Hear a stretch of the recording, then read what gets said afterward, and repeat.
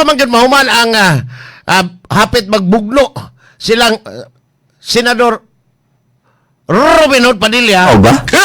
Og ang usa sa duha ka mga baki senators. Sino baki? Mabam Kiko. Din matod pa nila hapit atong sang adlaw nag-enkwentro kaghapon nag-usab na po dito sa plenaryo. Din hapit na lang tawgan nila Sharon Cunita tungod kay wa na. Gamay na lang kuha nga magsumbagay si Kiko Pangilinan o si Ruben Padilla. Matod pa nila ang makaukay ra gyud sa duha makauwang ra gyud sa duha ka mga senador si Sharon Cunita ra. Mga dating doon. Samtang si Senador Bato de la Rosa pertigil kadismaya niya sa 5 ka mga kauban ng mga senador. Apil na nini si Senadora Risa Ontiveros, baki senator. Tito Soto nga gihukasan gitangtangan og bakos. Og Ping Lacson matod pa niya murag iduot man hinuogo nga tao man ta kung Ping Lacson kaniadto. Dugay man ta kon niyang bata-bata sa panahon nga naa pa sila sa serbisyo sa PNP. Matod pang Senador Bato de la Rosa na dismaya siya sa iyang boss kaniadto nga iyang gihimo ang pagpirma sa 5 ka mga senador nga gingong pasurindiro na siya sa The Hague dito sa ICC tungod kay matod pa niya murag di man ni makiangayon nga tao man ta kun niya iduot man hinuota. Ang maong resolusyon gi pangamahanan to ni Kiko Pangilinan din ang close friend ni Ruben Padilla. O ba? Kagabi nag-lockdown na po balik ang Senado. Ato ni aging gabi lockdown kagabi lockdown na po.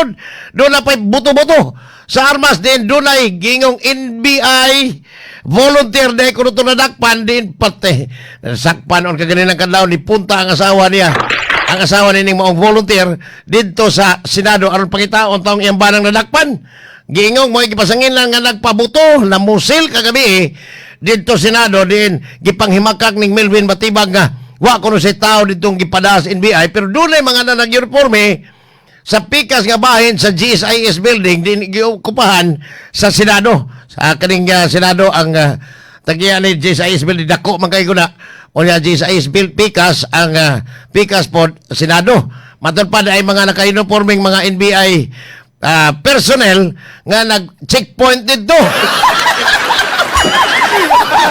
Sul-sul og NBI volunteer ang nadakpan sa kabuok in town. Perting panghimakak nining NBI Director Melvin Matibag. Susbida. Lain na sa Nicolas Torre. Kana bang murabag gusto niya siya na po musikat human si Nicolas Torre. Human naman niya gipadaan si kanhi Presidente Digong dito sa Netherlands. Karon si Melvin Matibag na po mo'y interesado posibleng ingon ana ang senaryo. Ngigan yan, no? So, samtang kagabi atol sa kaukos kikimo sa mga senador sa akop sa mayorya pinanguluhan ni Senate President Alan Peter Cayetano na dawat nila ang impeachment articles of impeachment tungod sa kagubot nito naundang ang ilang kaukos. Matod pa ni Senador Senate President Alan Peter Cayetano huwa kuno sa kapanihapon ni noon. Manihapon na tanay karon. Halos tanan silang mga mista ni Senador Bato de la Rosa sa PMA. Diyan ako na basahon na kadiyat lang. Kay taas ni nga ko ano daghan naman kain sila di ay mga ubay-ubay ni ang natoy namatay si General Casculan katong na PNP Director General Makadiyot. O niya namatay in town. Atong ni aging mga tuig gila sa tong classmate gikan ni retired General Eddie Binigay ang usas mga classmate ni Senador Bato de la Rosa. Matod pa niya sinagtala manifestation of support for Senador Bato de la Rosa. Matod pa we members of the Philippine Military Academy sinagtala class of 1986 whose name appear below stand united in firm and unwavering support for our classmate, Senador Bato de la Rosa.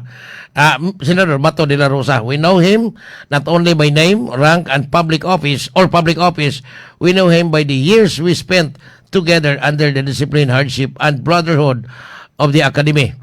We know the weight of his character and the measure of his loyalty and the strength of his resolve. From the grounds of Fort del Pilar to the highest levels of public service, Senador Bato de la Rosa has carried with him the values that form us: courage, integrity, loyalty, and service before self. He has served the uniformed service, the Filipino people, and the Republic with dedication, firmness, and deep sense of duty. In this time, when his name is being challenged and his actions placed under scrutiny, we do not stand silent. We stand with him. We recognize that the public service, especially in matters of peace and order, is never easy. Decisions are made under pressure. Duties are carried out under risk. Leaders are tested not in comfort but in conflict. Giga ni mga suwata. Kani kumao gini mga sundao, no? Matod pa niya, but Senator De La Rosa has faced this test as a soldier, as a police officer, and as a public servant. We affirm our confidence in the strength, his loyalty to country, and his commitment to the rule of law. We believe that any process concerning him must be fair, lawful, and free from political persecution. As his Mestas, we stand shoulder to shoulder with him, not out of blind loyalty, but out of faith in the man we have known, trained with, served, and with respect. We call on all who value justice and fairness to allow truth, due process, and the rule of law to prevail. Sinagtala class of 1986 remains steadfast. We stand firm, we stand united, we stand with Senador Bato de la Rosa. Signed, members of the Philippine Military Academy, class of 1986, Sinagtala class. Pati naman tagana, kadiyot ha? Niabot naman nagsitinta kapin kadiyot ha? Itong latest count, 62. Kagagas, dos ka down, alas 62 na ka mga mistas ang ni pirma o ilahang gibarugan yun ang ilahang classmate as of kagabi kadiyot ha 83 na ang latest count ani is kanabaya si Risa Hontiveros asawa na yes tinawag bitaw ang bana ni Senadora Risa classmate po nila si Police Colonel Frank Barakil, gitakil lang to. Istorya na ko ni si Risa. O niya, ila lang yun pa-surrender. 85 na ka mga mistas ni Senador Bato de la Rosa ang nipirma sa ilang manifestation mo support kaning sinagtala class of 1986.